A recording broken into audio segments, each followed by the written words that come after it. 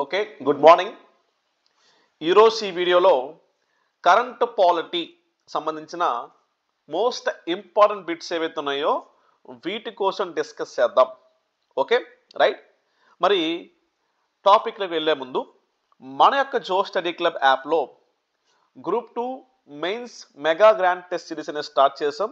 దీంట్లో పేపర్ 1 మరియు పేపర్ 2 సంబంధించిన కంప్లీట్ టాపిక్ వైజ్ టెస్ట్లు, టాపిక్ వైజ్ గ్రాండ్ టెస్ట్లు, అదేవిధంగా సబ్జెక్ట్ వైజ్ గ్రాండ్ టెస్ట్లు, మోడల్ పేపర్సు, ప్రీవియస్ పేపర్సు ఇవన్నీ కూడా మీకు అందుబాటులో ఉన్నాయి. పూర్తి ప్రామాణిక పుస్తకాల్లో ఉన్న అంశాలను బేస్ చేసుకొని ఎన్సీఆర్టీ, పిఐబి, ఇతర గవర్నమెంట్ వెబ్సైట్స్ ఏవైతే ఉన్నాయో వాటిని బేస్ చేసుకుని అయితే కాన్సెప్ట్ ఓరియంటెడ్ బిట్స్ అయితే మనం ఈ యొక్క టెస్ట్ సిరీస్లో అందిస్తున్నాం. ఒకసారి యాప్ డౌన్లోడ్ చేసుకొని డెమో టెస్టులు రాయండి, 100% మీకు నచ్చుతాయి. సో నచ్చితే మీరు జాయిన్ అయ్యి ప్రాక్టీస్ చేయండి. రైట్. సో ఇవి తెలుగు మరియు ఇంగ్లీష్ మీడియంలో అందుబాటులో ఉన్నాయి. రైట్. సో ఫస్ట్ బిట్ చూసే ప్రయత్నం చేద్దాం. ఫస్ట్ బిట్, నూతన నేర చట్టాల అమలుకు సంబంధించిన అంశాలలో సరైనవేవి? ఆప్షన్ 1 భారతీయ న్యాయ సంహిత 2023, భారతీయ నాగరిక్ సురక్షా సంహిత 2023, భారతీయ సాక్ష్య అధినియం అనే 3 చట్టాలు జూలై 1, 2024 నుండి అమల్లోకి వచ్చాయి. ఆప్షన్ 2 వీటి ద్వారా ఎఫ్ఐఆర్ నమోదు దశ నుండి సుప్రీంకోర్టు స్థాయి వరకు 3 సంవత్సరాలలోగా కేసులు పరిష్కరించబడతాయి. ఆప్షన్ 3 ఈ చట్టాలు అమల్లోకి వచ్చిన తర్వాత తొలి కేసు మహారాష్ట్రలోని నాగపూర్లో బైక్ దొంగపై కేసు నమోదైంది. రైట్ అమ్మాయి, బిట్ ఆన్సర్ చేయండి. Right. So option A 2 and 3, option B 1 and 3, option C 1 and 2, option D 1, 2, 3. మరి ఈ ప్రశ్నకు ఆన్సర్ చూసినట్లయితే ఎస్, ఎగ్జాక్ట్లీ మనకి జూలై 1 నుంచి 2024 నుంచి మన భారతదేశంలో కొత్త నేర చట్టాలు అమల్లోకి వచ్చాయి. సో మరి ఈ చట్టం కింద ఎఫ్ఐఆర్ అనేది నమోదైన రోజు నుంచి సుప్రీంకోర్టు స్థాయి వరకు 3 సంవత్సరాల లోపల ఆ యొక్క కేసు అనేది పరిష్కరించబడాలి. రైట్. అయితే ఈ first option, second option right అమ్మా. థర్డ్ ఆప్షన్ విషయానికి వస్తే ఈ చట్టం అమల్లోకి వచ్చిన తర్వాత ఫస్ట్ కేసు విషయానికి వస్తే ఇది మధ్యప్రదేశ్లోని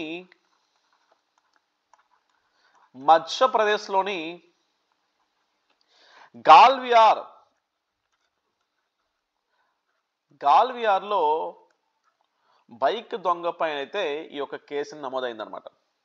రైట్. సో ఈ క్వశ్చన్లో సరైన అడిగాం కాబట్టి ఆప్షన్ సి 1 and 2 మాత్రమే. ఆప్షన్ సి 1 and 2 మాత్రమే. నెక్స్ట్ బిట్, ఈ క్రింది వాటిలో కొత్తగా మారిన సెక్షన్లకు సంబంధించిన అంశాలలో సరికానివేవి? అంటే ఇక్కడ మనం ఏవైతే చెప్పుకున్న ముందు ఈ కొత్త నేర చట్టాలకు సంబంధించిన దానిలోనే. రైట్. సో ఆప్షన్ 1 గ్యాంగ్ రేపులకు ఐపీసీ సెక్షన్ 370D బదులు బిఎన్ఎస్ 70(1) వాడతారు. ఆప్షన్ 2 ర్యాష్ డ్రైవింగ్ నేరానికి ఐపీఎల్ 250 బదులు బిఎన్ఎస్ 252 సెక్షన్ వినియోగిస్తారు. ఆప్షన్ 3 మోకదాడులకు మైనర్ల పైన హత్యాచారానికి మరణశిక్ష ఉంటుంది. రైట్. సో మరి ప్రశ్న చూస్తే ఆప్షన్ 1 కరెక్ట్ నానా, ఆప్షన్ 3 కూడా కరెక్టే.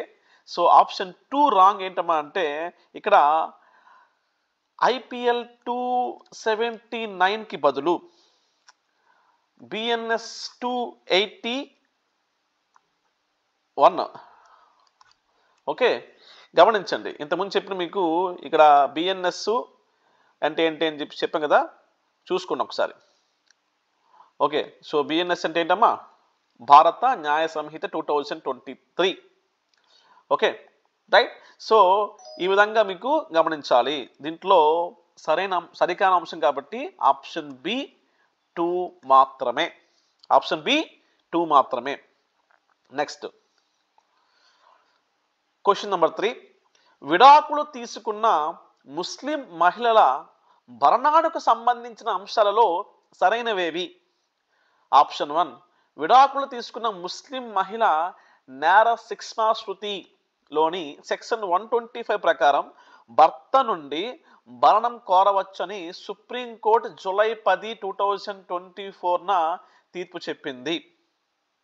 Okay right. సో ఆప్షన్ 2లో చూసినట్టే మరి ఈ సెక్షన్లోనే ఈ ముస్లిం విడాకులు తీసుకున్న ముస్లిం మహిళ నేర శిక్షాస్మృతిలో సెక్షన్ 125ను విడాకులు తీసుకున్న ముస్లిం మహిళకు వర్తింప చేయకపోతే అది రాజ్యాంగంలోని ఆర్టికల్ 11 ఉల్లంఘన కిందకు వస్తుందని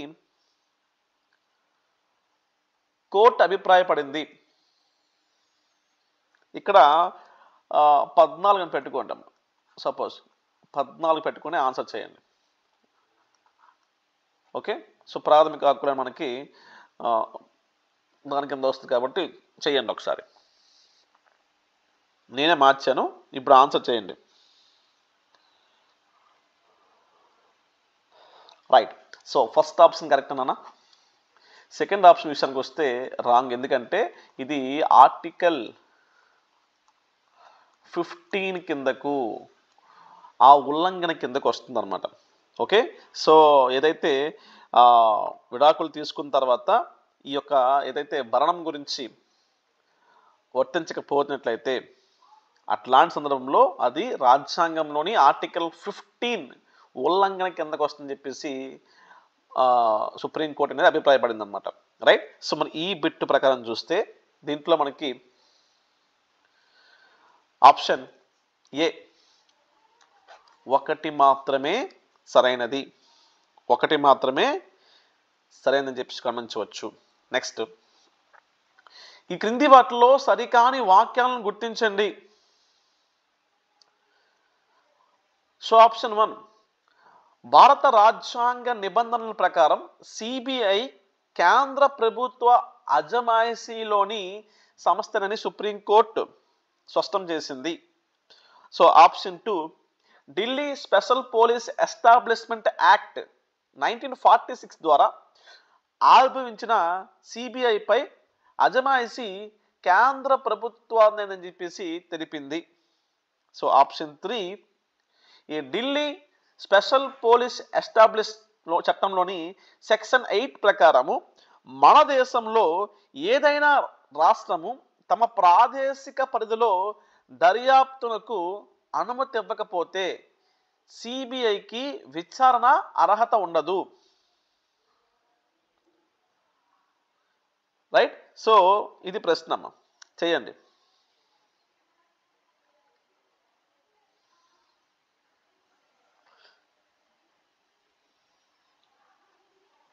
అంటే అనుమతి ఉంటేనే చేయాల్సి ఉంటుందా అని చెప్పేసి ప్రశ్న. ఆన్సర్ చేయండి. దీంట్లో ఫస్ట్ ఆప్షన్ కరెక్టే, సెకండ్ ఆప్షన్ కరెక్టే, థర్డ్ ఆప్షన్ విషయానికి వస్తే ఇక్కడ ఈ సెక్షన్ 6 యాక్చువల్గా సెక్షన్ 6 కాకుండా నార్మల్గా ఈ చట్టం ప్రకారం అన్నప్పుడు ఇది కరెక్టే, కానీ సెక్షన్ మెన్షన్ చేశాం కాబట్టి సెక్షన్ 8 కాదు, సెక్షన్ 6 ప్రకారము మన దేశంలో ఏదైనా రాష్ట్రము మా ప్రాదేశిక ప్రాంతంలో అంటే రాష్ట్ర ప్రభుత్వం అనమాట ఆ పరిధి దర్యాప్తుకు అనుమతిస్తేనే చేయాలి, ఇవ్వకపోతే సిబిఐకి అర్హత ఉండదు. అందుకే మీరు బేసిక్గా చూడండి, రాష్ట్ర ప్రభుత్వాలే సిబిఐ యొక్క విచారణ కోరమంటారు. ఓకే, అందుకే ప్రతిసారి సిబిఐ విచారణ కోరమని చెప్పేసి ఎవరిని అంటారమ్మా అంటే రాష్ట్ర ప్రభుత్వానికే చెప్తూ ఉంటారు అనమాట. ఓకే, అంటే వాళ్ళు అనుమతిస్తేనే ఆయా ప్రాంతం పైన దర్యాప్తు చేసే అవకాశం అయితే ఉంటుంది. రైట్ అమ్మా. సో ఈ బిట్ చూసినట్లయితే ఆప్షన్ డి 3 మాత్రమే. Next 5th bit, Jammu Kashmir lieutenant governor అపరిమిత అధికారాలకు సంబంధించిన అంశాలలో సరైనవేవి? So option 1, Jammu Kashmir lieutenant గవర్నర్కి అపరిమిత అధికారాలను కట్టబెడుతూ కేంద్రం ఉత్తర్వులు జారీ చేసింది. సో ఈ మేరకు కాశ్మీర్ పునర్వ్యవస్థీకరణ చట్టం 2018 నిబంధనలను కేంద్ర హోంశాఖ సవరించింది. ఆప్షన్ 3, సివిల్ సర్వీసెస్ అధికారులతో పాటు పోలీసులపై పెత్తనంతో పాటు పలు కేసుల్లో ప్రాసిక్యూషన్ అనుమతించే అధికారాన్ని లెఫ్టినెంట్ గవర్నర్కి కేంద్రం కట్టబెట్టింది. ఇది ఈజీ పెట్టి మీరు చేయొచ్చు, ఇది చేయండి ఒకసారి.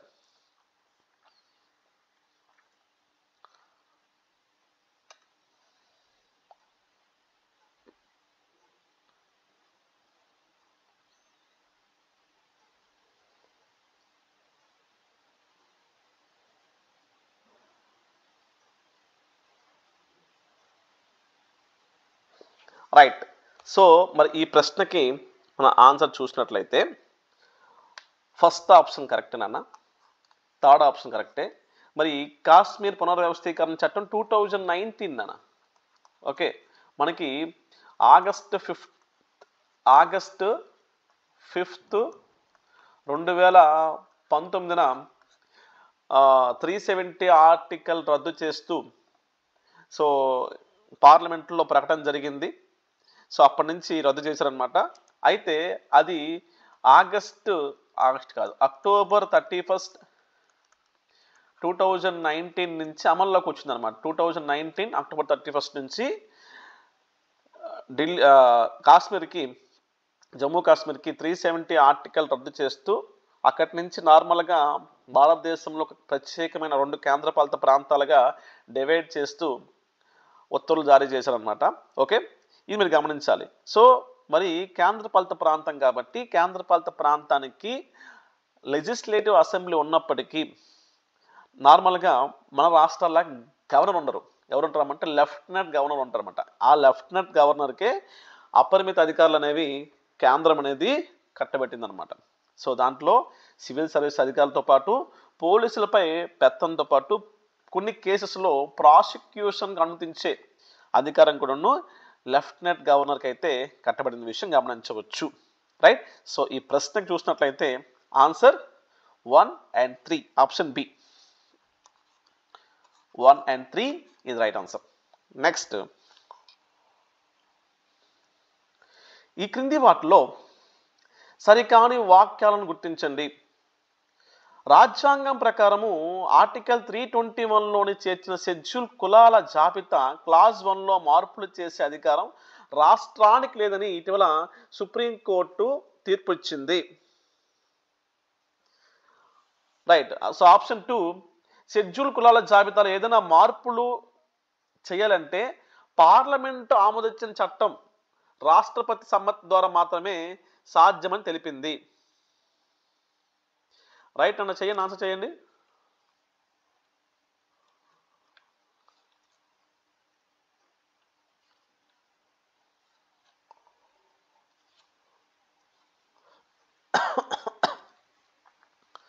చేయాలి.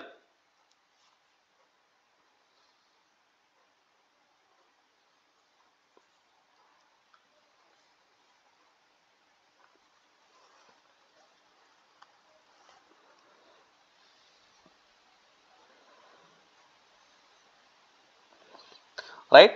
సో మరి ఈ ప్రశ్న చూసినట్లయితే సో ఆర్టికల్ 321 కదమ్మా, ఆర్టికల్ 341లో చేర్చిన షెడ్యూల్ కులాల జాబితా క్లాస్ 1 మార్పులు చేసే అధికారం రాష్ట్రానికి లేదని ఇటీవల సుప్రీంకోర్టు అనేది తీర్పిచ్చిందన్నమాట. ఓకే, సో అంటే బేసిక్గా చూడండి,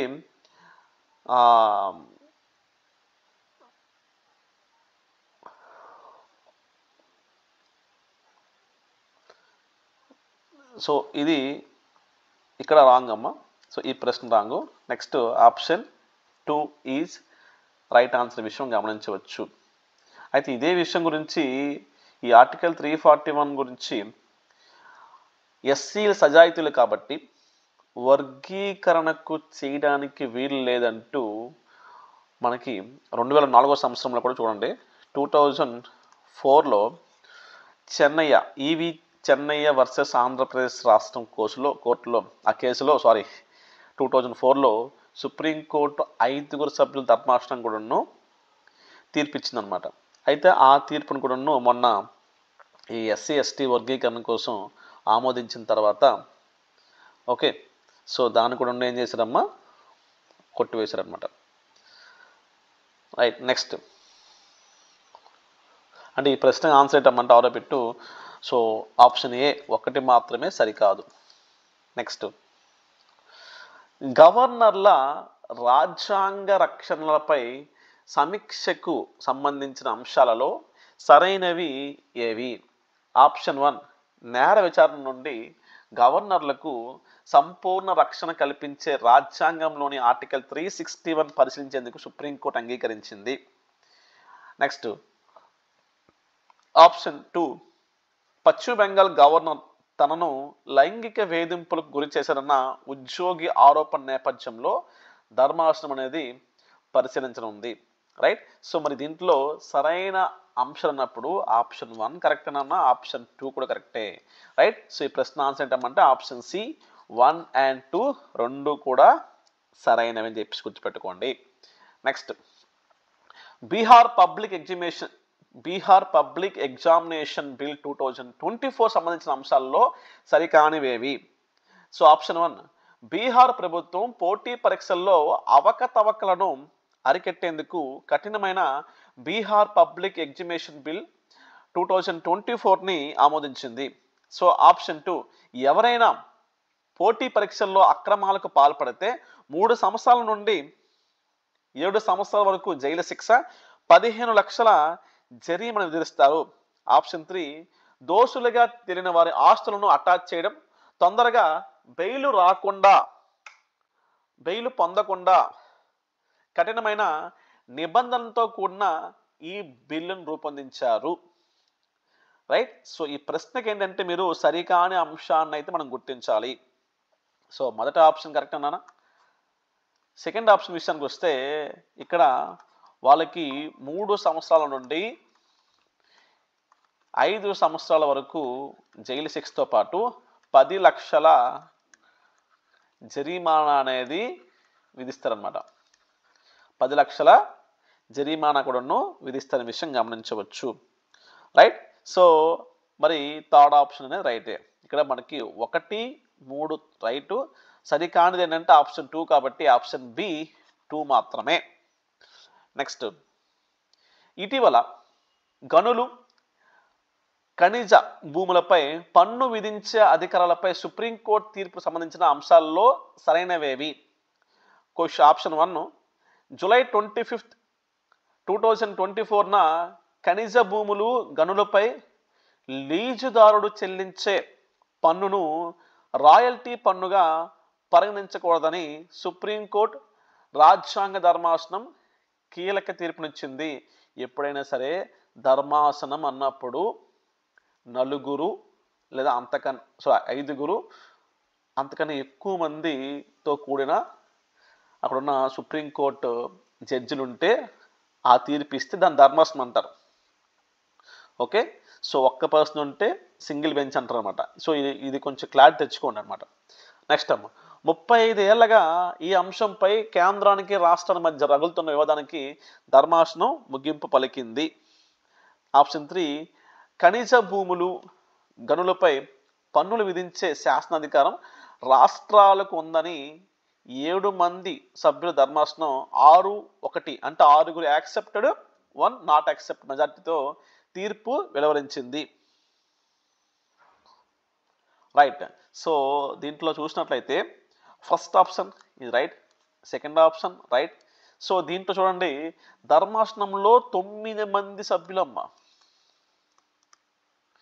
9 మంది సభ్యులు, దాంట్లో 8 మంది యాక్సెప్టెడ్, 1 నాట్ యాక్సెప్టెడ్ అంటే 8:1 రేషియోలో ఆ మెజారిటీతో ఈ యొక్క తీర్పు అనేది వెలువరించింది అనమాట. రైట్. సో మరి ఈ బిట్ చూస్తే ఆప్షన్ ఏ 1 and 2 మాత్రమే. ఆప్షన్ ఏ 1 and 2 మాత్రమే. నెక్స్ట్ సుప్రీంకోర్టు ప్రత్యేక లోక్ అదాలత్ సంబంధించిన అంశాల్లో సరికానివేవి? సో ఆప్షన్ 1 వివాదాలను కక్షిదారులే స్వచ్ఛందంగా పరిష్కరించుకోవడానికి వీలు కల్పించే ప్రత్యేక లోక్ అదాలత్ను సుప్రీంకోర్టు జూలై 2024 ఓకే జూలై 29, 2024 నుండి ఆగస్టు 3 వరకు నిర్వహించింది. ఇది 2024లోనమ్మా. నెక్స్ట్ ఆప్షన్ 2 సర్వోన్నత న్యాయస్థానం 70వ వార్షికోత్సవం సందర్భంగా దీన్ని నిర్వహించారు. ఆప్షన్ 3 ఇది 7 బెంచ్లతో ప్రారంభమై 13 బెంచ్లకు చేరిందని చీఫ్ జస్టిస్ ఆఫ్ ఇండియా తెలిపారు. రైట్. సో ఫస్ట్ ఆప్షన్ కరెక్టేనా? థర్డ్ ఆప్షన్ కరెక్టే. ఇది 75వ వార్షికోత్సవ సందర్భంగా దీన్ని నిర్వహించారనమాట. రైట్. సో 10వ బిట్ విషయానికి వస్తే సరికానిది ఏంటమ్మా అంటే ఆప్షన్ డి 2 మాత్రమే. నెక్స్ట్ 18వ లోక్సభ ఎన్నికల్లో పోలైన లెక్కించిన ఓట్లకు మధ్య తేడాలకు సంబంధించిన అంశాల్లో సరైనవేవి?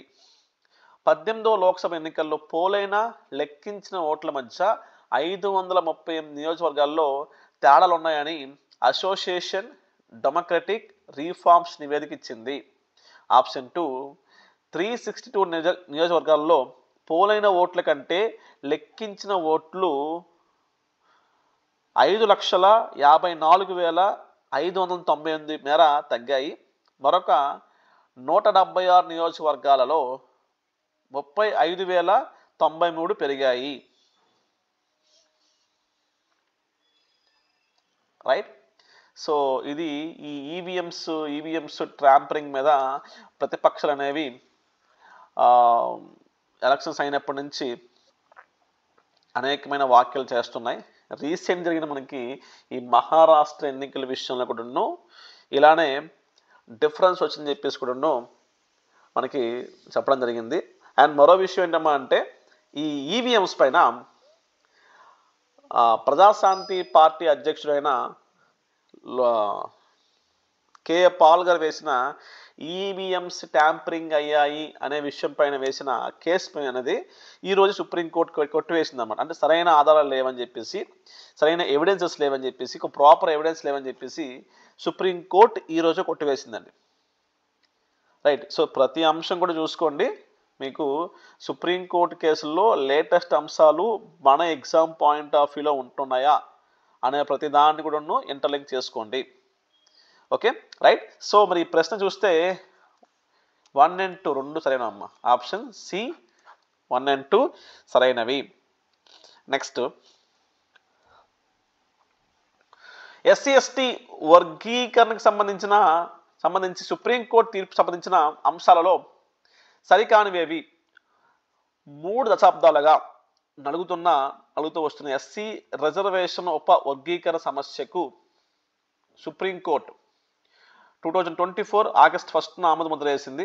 ఆప్షన్ 2 వెనకబడిన ఎస్సీ కులాలలో ప్రత్యేక కోటా ఇచ్చేందుకు రాష్ట్రాలకు రాజ్యాంగబద్ధ అధికారం ఉందని సుప్రీంకోర్టు తెలిపింది. ఈ అంశంపై 5 మంది సభ్యుల రాజ్యాంగ ధర్మాసనం 4:1 మెజార్టీతో తీర్పిచ్చింది. సో మనకి దీంట్లో సరికాని అంశం విషయానికి వస్తే ఆప్షన్ 1 కరెక్ట్ అన్న, ఆప్షన్ 2 కూడా కరెక్టే. అంటే ఈ ఎస్సీ కులాల సంబంధించిన ప్రత్యేక కోటా అంటే వెనకబడిన కులాలు ఎస్సీలు కూడా వెనకబడిన వాళ్ళు ఉంటారు, వాళ్ళకి ప్రత్యేక కోటా ఇచ్చేందుకు రాష్ట్రాలకు రాజ్యాంగబద్ధ అధికారం ఉందని సుప్రీంకోర్టు చెప్పిందనమాట. ఓకే. సో మన దీంట్లో చూసుకుంటే మొత్తం 6 మంది సభ్యులు అండి, ఇంక్లూడింగ్ జస్టిస్ వైవి చంద్రచూడ్ కలిపి. రైట్. సో మొత్తం 7 అమ్మా, సారీ నాన్న, మొత్తం 7, 6 కాదు, 7 మంది సభ్యులు. దాంట్లో 6:1 మెజారిటీతో తీర్పిచ్చింది అనమాట. ఓకే. రైట్. సో ఇవి చూస్తే ఆప్షన్ పి 3 మాత్రమే. ఆప్షన్ పి 3 మాత్రమే. నెక్స్ట్ ఉత్తరప్రదేశ్ మత మార్పిడి సవరణ బిల్లు 2024 సంబంధించిన అంశాల్లో సరైన గుర్తించండి. ఆప్షన్ 1 ఉత్తరప్రదేశ్ అసెంబ్లీ బలవంతపు మత మార్పిడిల శిక్షను పెంచే చట్ట విరుద్ధమైన మత మార్పిడి సవరణ బిల్ 2024 ఆమోదించింది. ఆప్షన్ 2 ఇంతకుముందు స్త్రీని మోసం చేసి లేదా మతం మార్చడం ద్వారా వివాహం చేసుకున్నందుకు ₹1,00,000 జరిమానాతో పాటు 5 లక్షల జైలు శిక్ష విధించేవారు. నూతన బిల్లు ప్రకారం జీవిత ఖైదు శిక్ష ఉంటుంది. రైట్ అమ్మా. సో దీంట్లో ఆప్షన్ 1 కరెక్టే, ఆప్షన్ 3 కరెక్టే. గతంలో ₹50,000 మరియు 10 సంవత్సరాలు జైలు శిక్ష ఉండేదన్నమాట. ఇది కాస్త ఇప్పుడు ఏం చేశారమ్మా అంటే జీవిత ఖైదు ఉంటుంది అనమాట. ఓకే. మత మార్పిడి అంటే అంత కఠినంగా ఉన్న మత మార్పులు అనేవి ఎక్కువ ప్రోత్సహించకుండా ఉంటుందన్నమాట. రైట్. సో మరి ఈ బిట్ చూస్తే option A 1 and 3 is right answer. ఇప్పుడు వీడియో చూసారు కాబట్టి వీడియో చూస్తున్న ప్రతి ఒక్కరు కూడా కొంచెం టైం తీసుకొని please do like the video. అదేవిధంగా కొత్తగా మన ఛానల్ని ఫాలో అవుతున్న వాళ్ళు, ఆల్రెడీ గతం నుంచి ఛానల్ని ఫాలో అవుతూ ఇంతవరకు సబ్స్క్రైబ్ చేయని వాళ్ళు ప్లీజ్ డూ సబ్స్క్రైబ్ నాన్న. సబ్స్క్రైబ్ చేసుకుని ఫాలో అవ్వండి. Okay right. సో మరి ఈ ప్రశ్నకి answer 1 and 3 is right answer.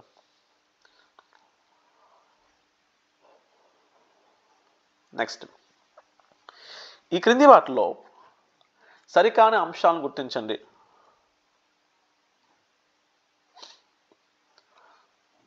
మహిళల కనీస వయస్సును 18 నుంచి 21 ఏళ్లకు పెంచుతూ హిమాచల్ ప్రదేశ్ అసెంబ్లీలో పెట్టిన బిల్లుకు ఆమోదం లభించింది.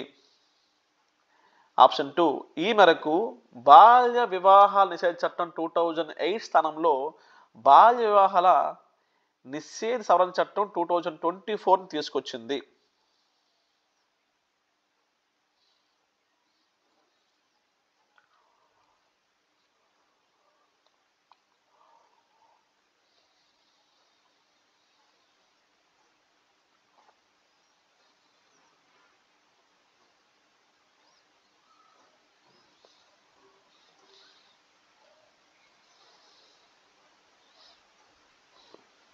రైట్. సో మరి ఈ ప్రశ్న చూస్తే ఎగ్జాక్ట్లీ మనకి ఇంపార్టెంట్ ఇది. 18 సంవత్సరాల నుంచి 21 సంవత్సరాలకు మహిళలకు హిమాచల్ ప్రదేశ్ అసెంబ్లీ బిల్ అనేది ఆమోదించిందనమాట. ఓకే. సో అంటే అమ్మాయిలకి పెళ్లి చేయడానికి ఖచ్చితంగా 21 సంవత్సరాలు దాటి ఉండాలి. 18 సంవత్సరాలకి పెళ్ళి అనేది చేయకూడదు, కనీస వయసు అనమాట. ఇది రాబోయే రోజుల్లో దేశం మొత్తం కూడా వచ్చే అవకాశం అయితే ఉందన్నమాట. ఓకే. అదేవిధంగా చూసుకుంటే గతంలో ఉన్న 2006 బాల్య వివాహాల నిషేధ చట్టం 2006 స్థానంలో బాల్య వివాహాల హిమాచల్ ప్రదేశ్ నిషేధ సవరణ చట్టం 2024 తీసుకొచ్చాను అనమాట. ఓకే. మరి ఇందులో సరికాని అంశం చూస్తే మనకి ఆప్షన్ 2 సరికాదు. ఆప్షన్ 2 అనేది సరికాదు అనమాట. నెక్స్ట్, ఈ క్రింది వాటిలో సరైన అంశాలను గుర్తించండి. ఆప్షన్ 1, తమిళ వెట్రి కజగం పార్టీని ఎన్నికల కమిషన్ గుర్తించింది. ఆప్షన్ 2, ఫిబ్రవరి 2, 2024 తమిళ వెట్రి కజగం పార్టీని రాజకీయ పార్టీని నమోదు చేసేందుకు తమిళ నటుడు విజయ్ ఎలక్షన్ కమిషన్కు దరఖాస్తు చేశారు. సో ఈ మధ్యన ఆయన పార్టీని ప్రకటించారు. మొదటి మీటింగ్లో దాదాపు 3-4 లక్షల మంది జనాభా వచ్చారు. బాగా సక్సెస్ అయిందనమాట. Okay right. సో కొన్ని ప్రధాన అంశాలు అనేవి ఆ యొక్క ఫస్ట్ మీటింగ్లో చెప్పడం జరిగిందనమాట. రాబోయే తమిళనాడు ఎలక్షన్స్లో ఈ పార్టీ కూడాను పోటీ చేస్తుందని చెప్పేసి కూడా ప్రకటించారనమాట. రైట్. సో మరి ఈ ప్రశ్న ఆన్సర్ చేయండి అమ్మా. సో ఫస్ట్ ఆప్షన్ రైటే, సెకండ్ ఆప్షన్ రైటే. That means option C 1 and 2 సరైనవే. ఓకే. సో ఇది ఈరోజు సెషన్ అమ్మ. సో రేపు మళ్ళీ దీని కంటిన్యూషన్ మరికొన్ని బిట్స్ అనేవి లైవ్ రూపంలో మీకు అందించే ప్రయత్నం చేస్తాను. నా ఉద్దేశం ఏంటంటే current polity, current economy, current science and technology topics ఏవైతే ఉన్నాయో ప్రతి టాపిక్ కూడాను పిన్ టు పిన్ మీకు అందిస్తాను. మీకు ఎగ్జామ్ దాదాపు 90 రోజుల సమయం ఉంది. ఇప్పటి నుంచి స్టార్ట్ చేశానంటే మీరు గమనించండి, మీరు రెగ్యులర్గా ఫాలో అయితే ప్రతి అంశం కూడా మీకు ఇక్కడే లభిస్తుంది. మన ఒక్క ఛానల్ ఫాలో అయితే మీరు ఈజీగా ఎగ్జామ్లో మంచి మార్క్స్ స్కోర్ చేయొచ్చు. గతంలో మనం టాప్ 500 బిట్స్ ఇచ్చాం, టాపిక్ వైజ్ టెస్ట్లు ఇచ్చాం, మోడల్ పేపర్స్ ఇచ్చాం ఇదే యూట్యూబ్ ఛానల్ ద్వారా. చాలామంది గ్రూప్ 2 ప్రిలిమినరీ క్వాలిఫై అయ్యారు. ఈసారి మీరు ఉద్యోగం కొడతారు. ఓకే. మధ్యలో డైవర్ట్ అయితే మీ ఇష్టం, అది మీకు రకరకాల ఛానల్స్ ఉంటాయి. చాలామంది చివరి దాకా ఉంటారమ్మా. చివరి లాస్ట్ మంత్లో